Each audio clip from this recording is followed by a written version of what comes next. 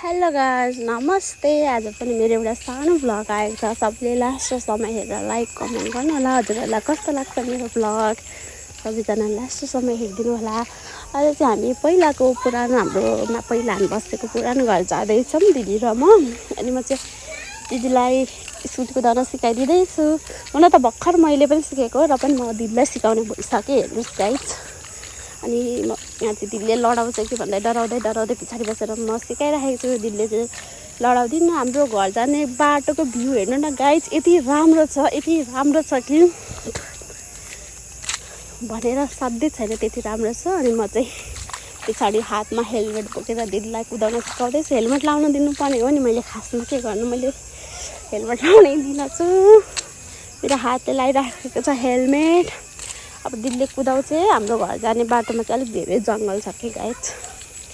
सरारा जाँदैछौँ दिदी बहिनी भएर। अनि यो चाहिँ आँपको रुख, हामी पुगिसक्यौँ। यो चाहिँ आँपको रुख हो। अनि अङ्कलले यहाँबाट आँप झारिदिनु भएको छ। अनि यहाँ म आँप देखाउँदैछु।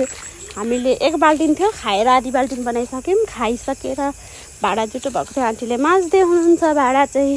अनि म चाहिँ यताउता देखाउँदैछु। यहाँ खोर्सानी पनि देखाउँदैछु कि गाइस, यति धेरै खोर्सानी फलेको छ, हेर्नुहोस् न। थाइल्यान्डहरूको घरमा हो यो चाहिँ। खोर्सानी देखाउँदैछु म चाहिँ, हेर्नुहोस् भनेर। अनि यहाँ खोर्सानी देखाइसकेर फेरि म दाउरा देखाउँदैछु। अनि म चाहिँ हाम्रो घर जाने बाटोतिर जान आँट्दैछु। त्यो चाहिँ हाम्रो थाइल्यान्डहरूको घर। यहाँदेखि माथि यता देखाउँदैछु नि, त्यो चाहिँ हाम्रो घर हो।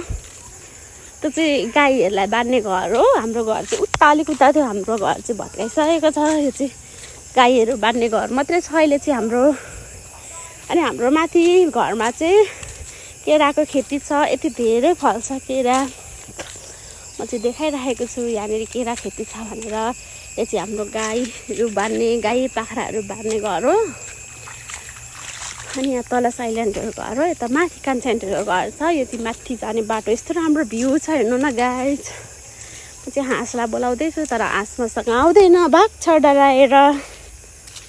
त्यो हाँस भागेपछि हाम्रो आफ्नै बारीमा फलेको केरा हेर्नुहोस् गाइस, कति मजाले फल्छ। अनि अङ्कलले चाहिँ छुट्याइदिँदै हुनुहुन्छ हामीलाई घर ल्याउनको लागि। यो कुखुरा चाहिँ यति छुच्चे थियो नि, मलाई झन्डै टोक्यो। म चाहिँ कन्सेन्टरको घर जाँदैछौँ हामी चाहिँ। यहाँ चाहिँ भिन्डी र करेला कति धेरै रहेछ भनेर म फेरि यहाँ देखाउँदैछु।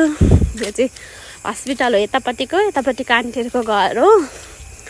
अनि यहाँ म ऐना हेर्छु कस्तो देखिएको छ भनेर। अनि ऐना हेरिसकेर तपाईँहरूलाई म आन्टीहरूको फुलबारी देखाउँदैछु। हेर्नुहोस् गाइस, कति राम्रो फुलबारी छ। तपाईँहरूलाई कस्तो लाग्यो फुलबारी हेरेर कमेन्ट गर्नु होला। अनि म